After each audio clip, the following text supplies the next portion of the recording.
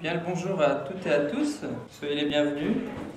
Motivés de joie, vous marcherez en paix, montagnes et collines éclatées de joie, et la nature entière, et tous les arbres des champs, battront, battront des mains. Jean 12, versets 12 à 16. Le lendemain, une foule nombreuse de gens venus à la fête, ayant entendu dire que Jésus se rendait à Jérusalem, prirent des branches de palmier et allèrent au-devant de lui en criant « Hosanna! Béni soit celui qui vient au nom du Seigneur, le roi d'Israël. » Jésus trouva un anon et s'assit dessus, selon ce qui était écrit. Ne crains point, fille de Sion.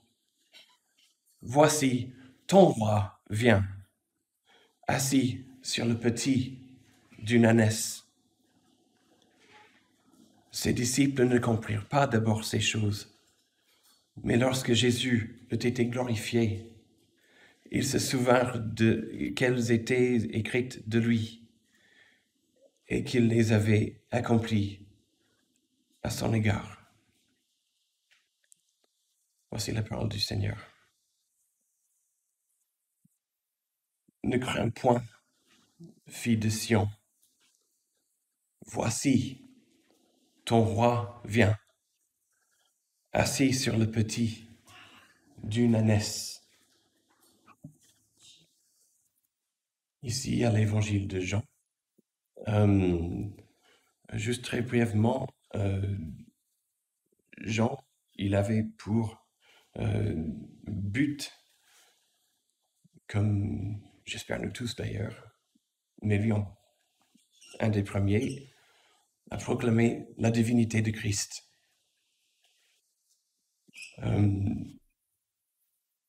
Dans tous les évangiles, on le voit situer Jésus, de le mettre en premier. C'est là sa place.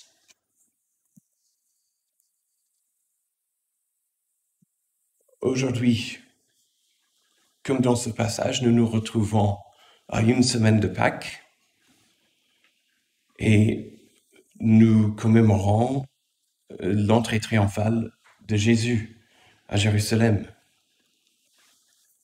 Nous voyons les branches de palmier qui étaient, dans la culture hébraïque, signe de victoire. Un peu comme on voit des statues dans certains villages du poilu, avec les lauriers, si je ne me trompe pas. Mais déjà, nous voyons entrer à Jérusalem le roi de victoire. Alléluia. À travers cette phrase, ne crains point, fille de Sion. Voici ton roi vient, assis sur le petit d'une ânesse. Aujourd'hui, je voudrais considérer comment chaque aspect se manifeste ou pourrait se manifester dans nos vies devant le Seigneur. D'abord, ne crains point. Nous voyons bien ailleurs dans la parole, dès Genèse, nous sommes exhortés. Ne crains point. Dieu accomplit son plan selon sa volonté auprès d'Abraham en lui promettant d'être son bouclier. Il accomplit son plan à travers Isaac et Jacob. Dieu dit à Jacob, Genèse 46, verset 3, « Je suis le Dieu de ton père. Ne crains point de descendre en Égypte, car là je te ferai devenir une grande nation. » Il exhorte son peuple en nombre, Deutéronome, Josué, avant de conquérir la terre qui leur a été promise par l'Éternel. Josué 10, verset 8. L'Éternel dit à Josué, « Ne les crains point, car je les livre entre tes mains, et aucun d'eux ne tiendra devant toi. »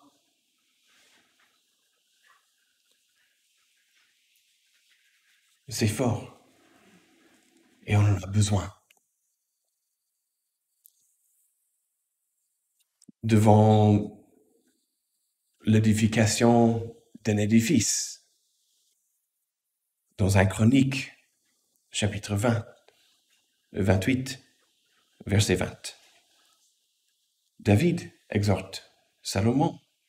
« Fortifie-toi, prends courage et agis, ne crains point et ne t'effraie point, car l'Éternel Dieu, mon Dieu, sera avec toi. Il ne te délaissera point, il ne t'abandonnera point, jusqu'à ce que tout l'ouvrage pour le service de la maison de l'Éternel soit achevé. »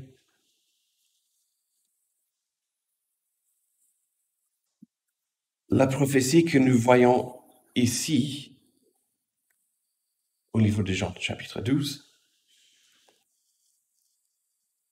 ce n'est secret pour personne. Nous le voyons très explicitement au livre de Zacharie, chapitre 9, verset 9. « Sois transporté d'allégresse, fille de Sion. Pousse des cris de joie, fille de Jérusalem. Voici ton roi vient à toi. Il est juste et victorieux. Il est humble et monté sur un âne. Sur un âne, le petit d'une ânesse. Je détruirai les chars d'Éphraïm et les chevaux de Jérusalem, et les arcs de guerre seront anéantis. Il annoncera la paix aux nations et il dominera d'une mer à l'autre, depuis le fleuve jusqu'aux extrémités de la terre. » Nous voyons un langage similaire au livre de Sophonie, chapitre 3, versets 14 à 16. « Pousse des cris de joie, fille de Sion. Pousse des cris d'allégresse, Israël.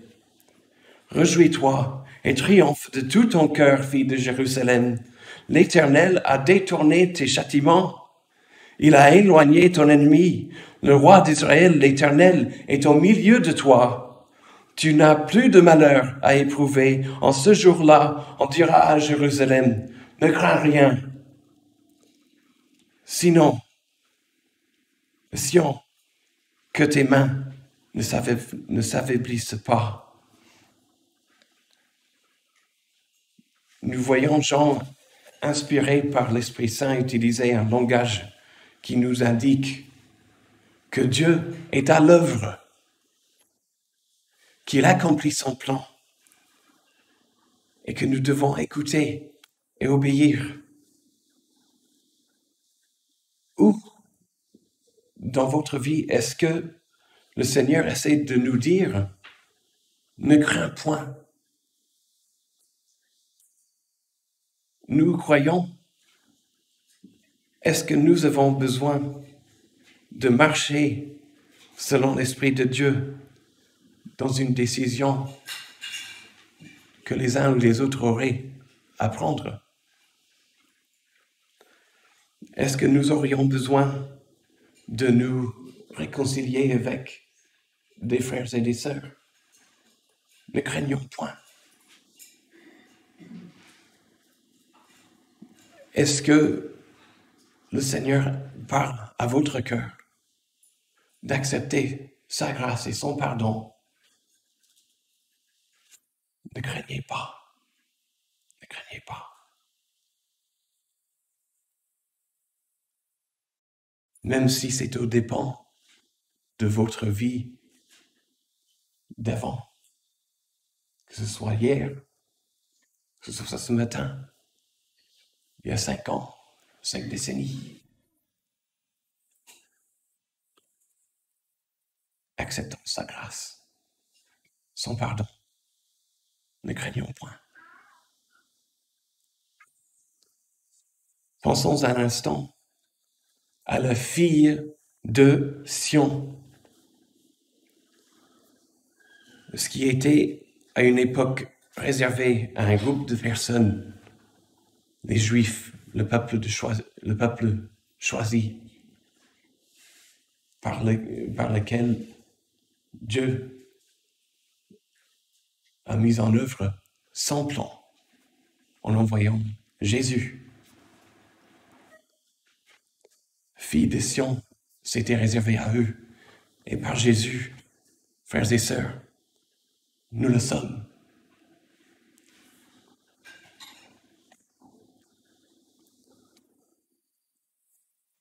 Par le sacrifice parfait de Jésus. Romains, chapitre 1, versets 16 à 17. Car je n'ai point honte de l'Évangile. C'est une puissance de Dieu pour le salut de quiconque croit, du juif premièrement, puis du grec. Parce qu'en lui est révélée la justice de Dieu par la foi et pour la foi, selon qu'il était écrit. Le juste vivra par la foi.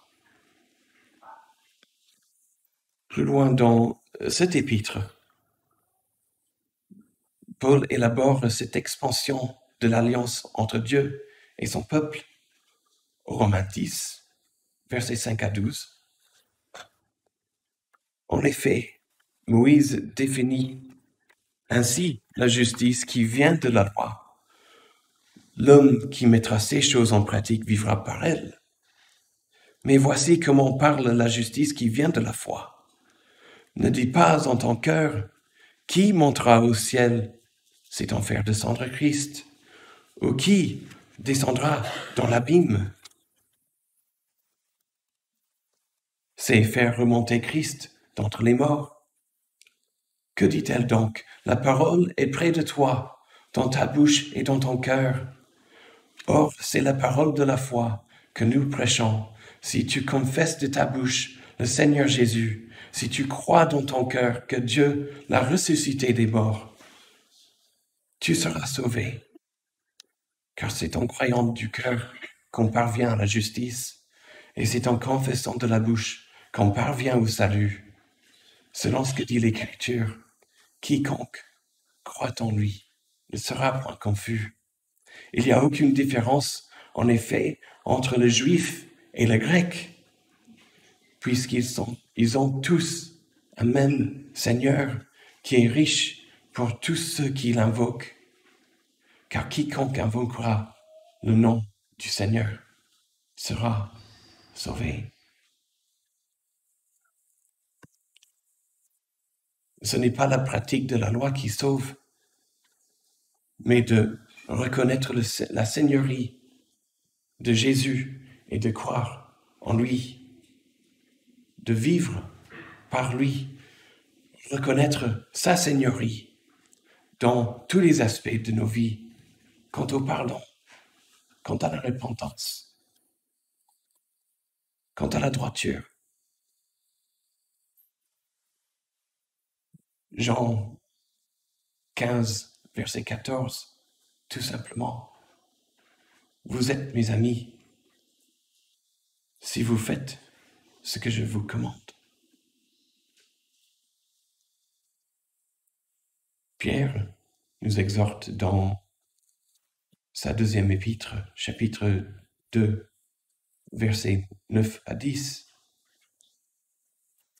toujours dans le cadre de filles de Sion, peuple de Dieu. Vous, au contraire, vous êtes une race élue, un sacerdoce royal, une nation sainte, un peuple acquis, afin que vous annonciez les vertus de celui qui vous a appelé des ténèbres à son admirable lumière. Vous qui autrefois n'étiez pas un peuple, et qui maintenant êtes le peuple de Dieu. Vous qui n'aviez pas obtenu miséricorde, et qui maintenant avez obtenu miséricorde. Nous sommes exhortés auparavant, au versets 5 et 6, de nous édifier pour former une maison spirituelle. Ce n'est plus le temple. Nous sommes son temple.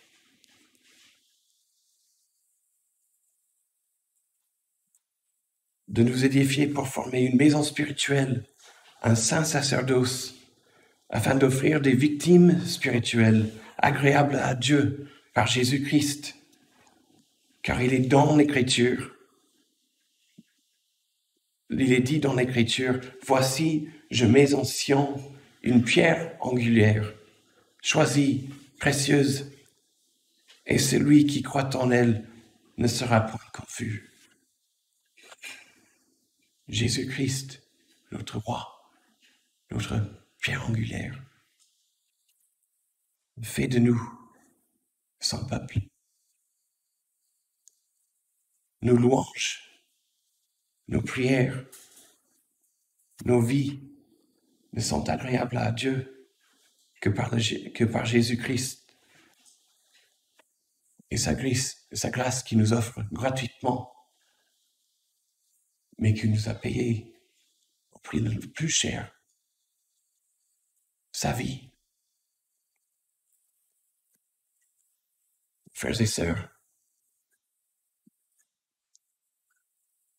on me connaît pour mon humour, mais je ne pouvais que le penser autrement.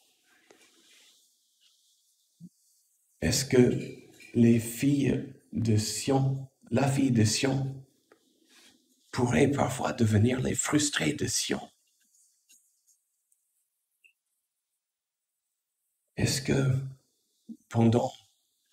depuis une année, à force de ne pas se voir, à force de ne pas pouvoir se voir, est-ce que nous avons adopté des attitudes qui ne sont pas bonnes pour la santé du corps de Christ? Des attitudes ou des habitudes.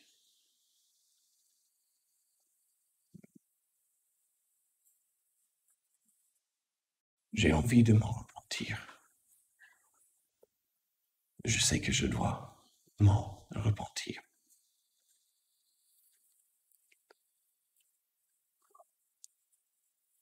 Mes frères et sœurs, je vois ce que voyaient nos ancêtres par le sang de Jésus. Je vois ce qu'ils ont vu. Et je m'en réjouis. Voici, ton roi vient, assis sur le petit d'une ânesse.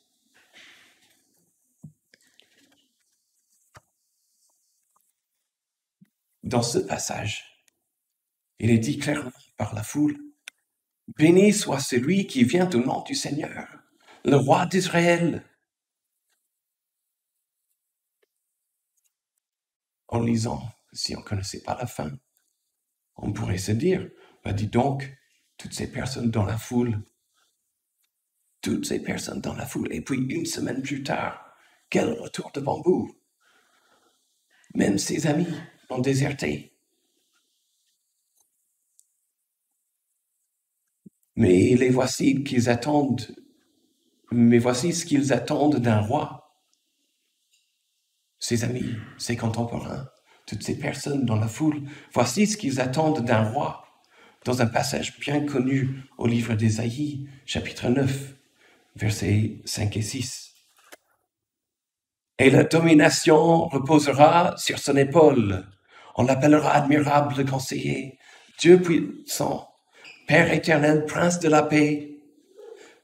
Donner à l'empire de l'accroissement et une paix sans fin au trône de David et à son royaume, l'affermir et le soutenir par le droit et par la justice, dès maintenant et à toujours. Voilà ce que fera le zèle de l'Éternel des armées.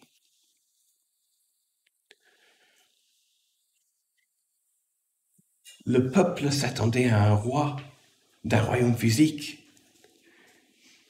Ils voulaient un roi comme au bon vieux temps. Ils voulaient un roi à leur façon. On ne peut pas leur en vouloir. On ne peut pas leur en vouloir. L'occupation romaine se faisait sentir, ne serait-ce que par la présence étrangère des légions,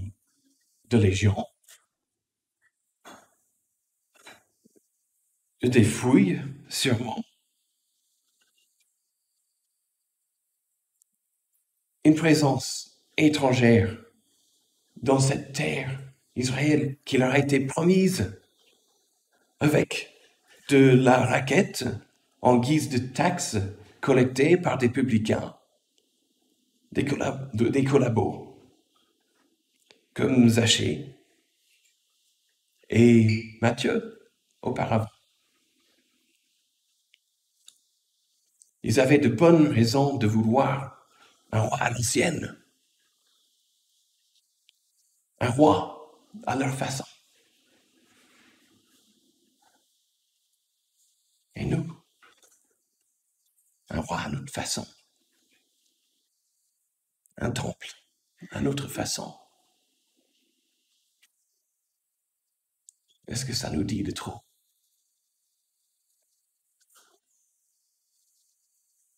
Est-ce que nous voulons Jésus roi des rois à notre façon? Un roi qui va nous donner raison aux yeux du monde, qui va nous donner raison face à nos collègues, qui va nous donner raison face à l'étranger. Jésus explique son royaume de façon plus explicite. Au Jean chapitre 8, Jean chapitre 18, versets 36 et 37. Il est interrogé par Ponce Pilate. « Mon royaume n'est pas de ce monde, répondit Jésus. Si mon royaume était de ce monde, mes serviteurs auraient combattu pour moi afin que je ne fusse pas livré aux Juifs. Mais maintenant, mon royaume n'est point d'ici-bas. » Pilate lui dit, « Tu es donc roi ?» Jésus répondit, « Tu le dis, je suis roi. Je suis né et je suis venu dans le monde pour rendre témoignage à la vérité. Quiconque est de la vérité écoute ma voix. »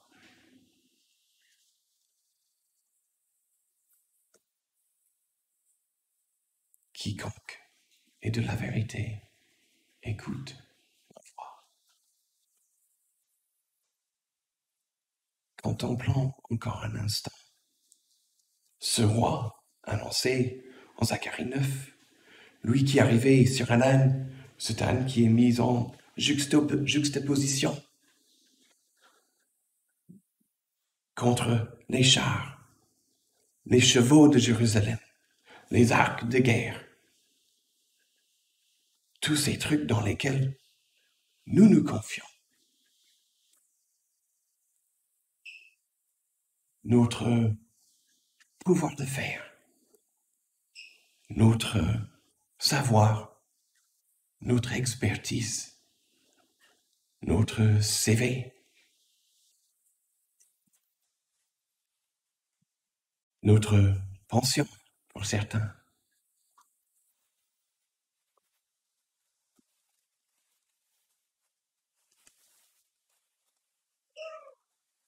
Son royaume n'est point d'ici-bas. Nous devons écouter la voix du Seigneur à travers sa parole et dans nos moments avec lui dans la journée. Pour but de vivre pour lui et par lui et porter du fruit par l'œuvre de son esprit en nous.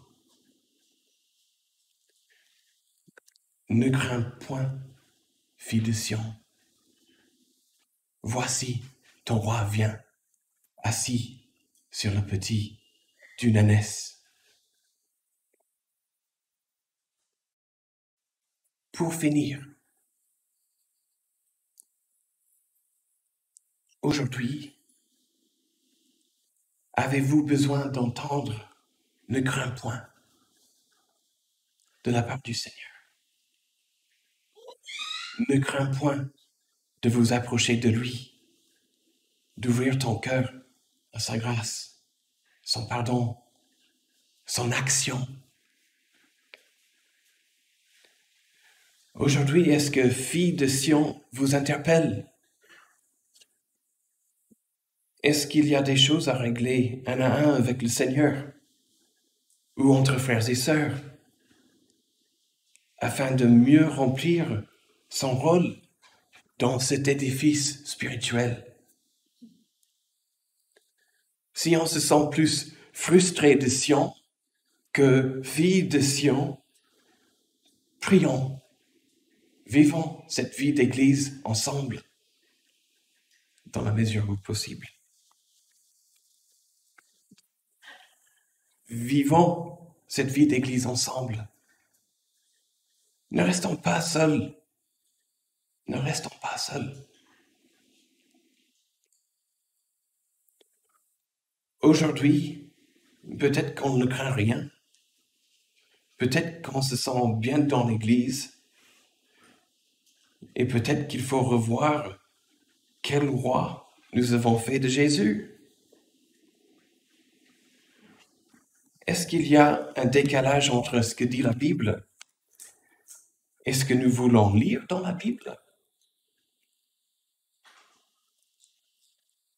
Qu'est-ce qui peut, dans nos vies, rendre notre vision de Jésus plus floue? Frères et sœurs,